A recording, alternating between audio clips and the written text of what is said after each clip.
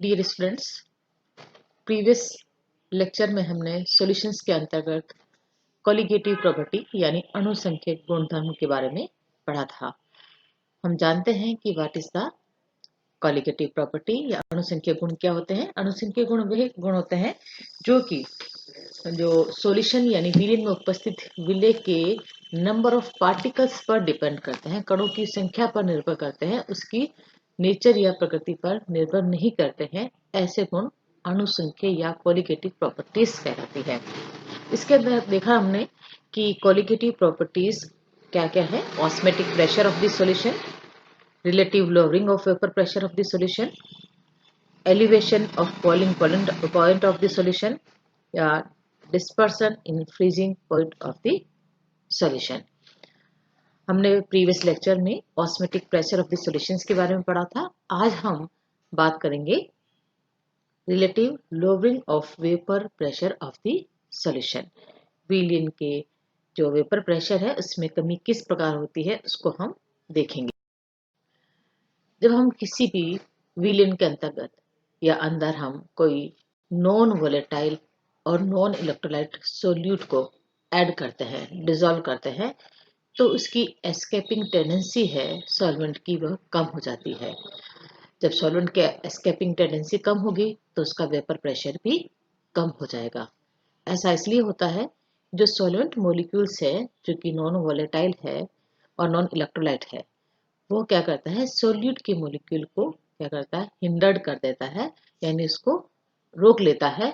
इसलिए इसकी escaping tendency है जो सॉल्वेंट मॉलिक्यूल्स की, वो कम हो जाती है। जब सॉल्वेंट मॉलिक्यूल की एस्केपिंग टेंडेंसी कम होगी तो less number of solvent molecule क्या होगा, जो है मतलब एस्केप होने कम होंगे, या उसको कहते हैं हम, जो मॉलिक्यूल्स के सॉल्वेंट मॉलिक्यूल की संख्या कम हो जाएगी। तो जब एस्केप कम होंगे सॉलिड मॉलिक्यूल तो डेफिनेटली जो वेपर्स है उसकी संख्या भी कम हो जाएगी, और इस तरह से इसका सॉल्वेंट का वेपर प्रेशर का मान कम हो जाता है। अगर ज़्यादा ग्रेटर नंबर ऑफ जो सॉल्यूट पार्टिकल्स है ज़्यादा जो होंगे तो ज़्यादा सॉल्वेंट मॉलिक्यूल्स को हिंडर करेंगे, रोकेंगे, तो उसका वेपर प्रेशर और ज़्यादा कम हो जाएगा। हमने अभी बात की थी नॉन वोलेटाइल और नॉन इलेक्ट्रोलाइट सॉल्यूट की। अगर हम इसकी जगह नॉन वोलेटाइल के साथ अगर हम किसी को इलेक्ट्रोलाइट ऐसा सॉल्यूट हो जो कि नॉन वोलेटाइल हो और इलेक्ट्रोलाइट हो, अगर वह सॉल्वेंट में अगर हम डिसॉल्व करें तो हम देखते हैं कि वेपर प्रेशर का मान काफी कम हो जाता है। क्यों कम हो जाता है? क्योंकि जो इलेक्ट्रोलाइट है वो जो है सॉल्यूशंस के अंदर डिसोसिएट होकर आयंस में टूट जाते हैं, तो नंबर ऑफ पार्टिकल्स की संख्या क्या हो जाएगी, इंक्रीज हो जाएगी।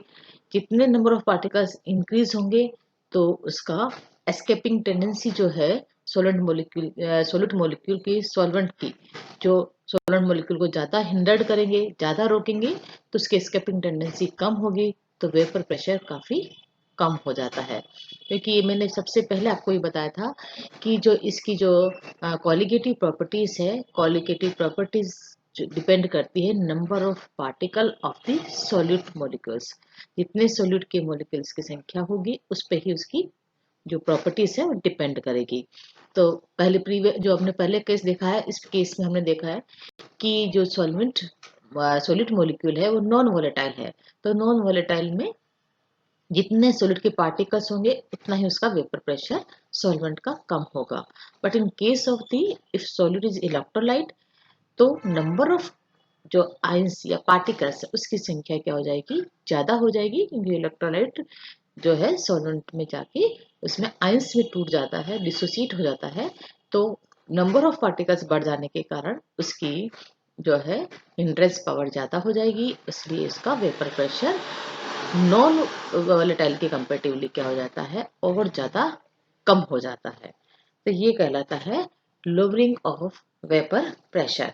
अब हम इसको इस तरह से देखेंगे, इसके राउल्ट्स लॉ के नियम अनुसार देखेंगे, जैसे हमने पहले पढ़ चुके हैं। राउल्ट का नियम, राउल्ट का नियम क्या था कि जब ये है कि ये वो कहता है, राउल्ट का नियम इसने बताया था 1887 में, कि जब किसी भी उसको relative lowering in the vapour pressure of solvent, on dissolving the non-volatile solute is equal to the mole fraction of the solute।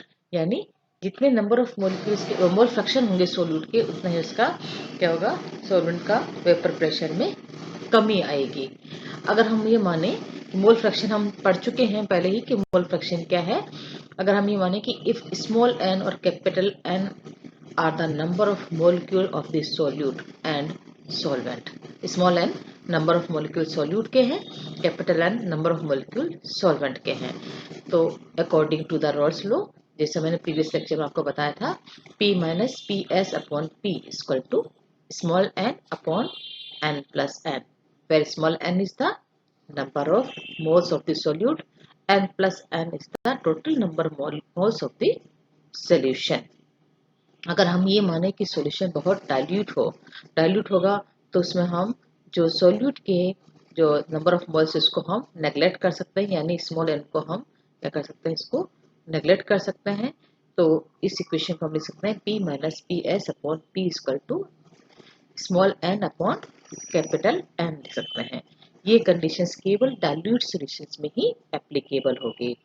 इसको हम जो रॉल्स लॉ है, इसको हम अल्टरनेटिव इसको भी इस तरह से बता सकते हैं कि इसको अगर हम, ये पहले मैं बता चुकी हूँ आपको कि पी एस इक्वल टू क्या होगा, capital N upon N plus N के बराबर होगा।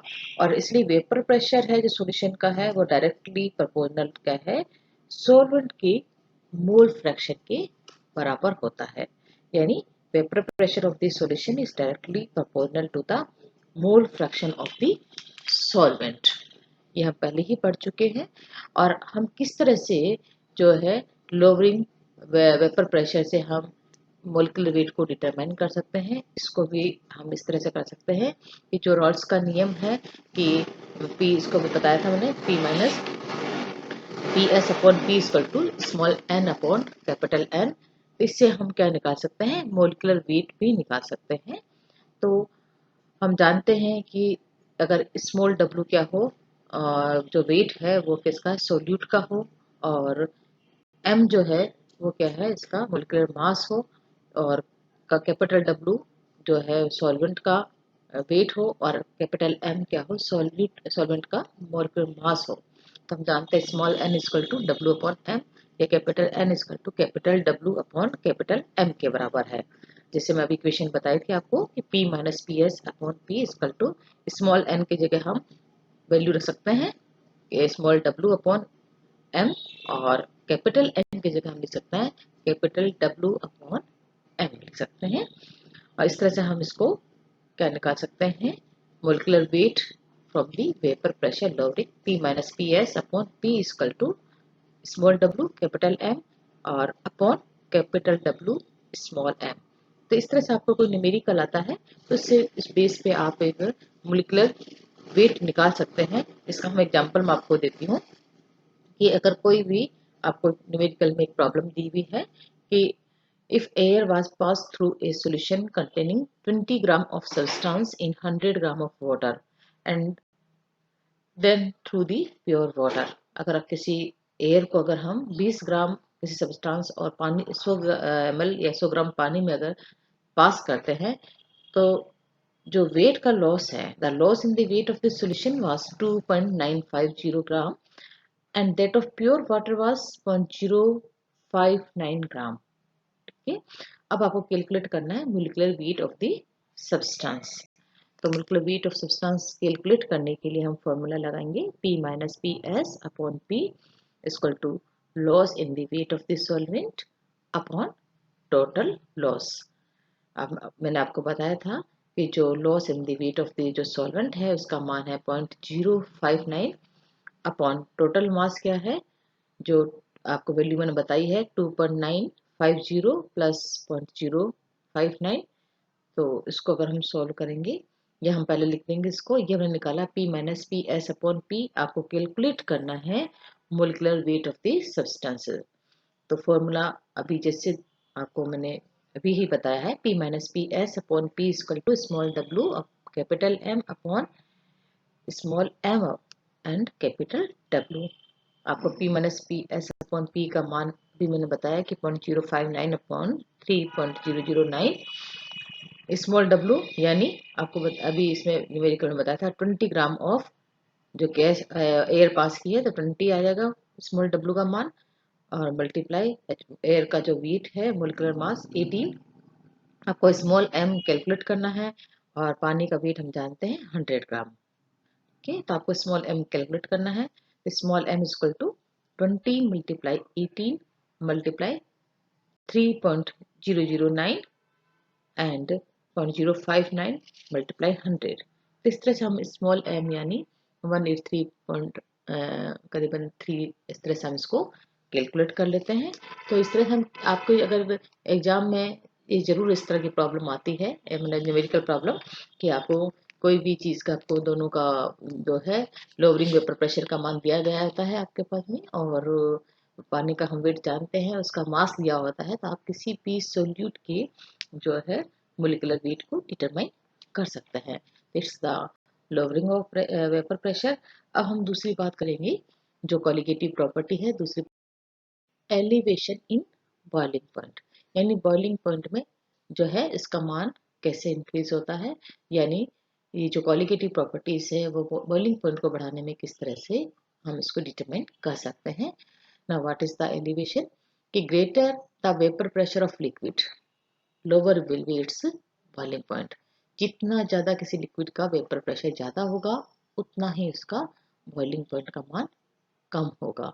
इसी तरह से हम कह सकते हैं कि जितना वेपर प्रेशर किसी लिक्विड का कम होगा उतना ही उसका बॉइलिंग पॉइंट का मान ज़्यादा होगा।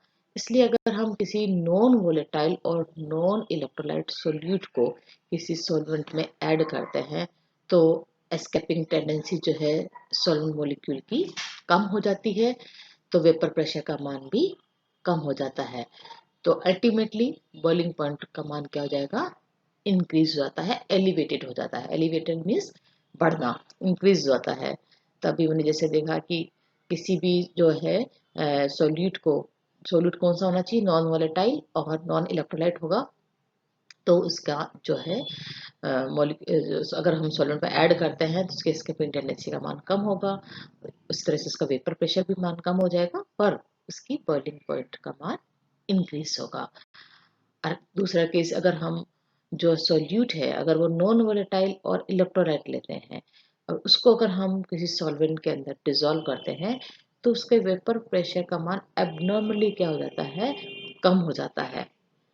तो इसका जब वेपर प्रेशर का मान ज़्यादा कम होगा तो क्या होगा उसका एलिवेशन जो है उसका बॉइलिंग पॉइंट वो भी काफ़ी एबनॉर्मली हाई होगा क्योंकि उसमें नंबर ऑफ जो इलेक्ट्रोलाइट है यानी इलेक्ट्रोलाइट जो होगा वो क्या होगा डिसॉल्व होकर आयंस में टूटेगा।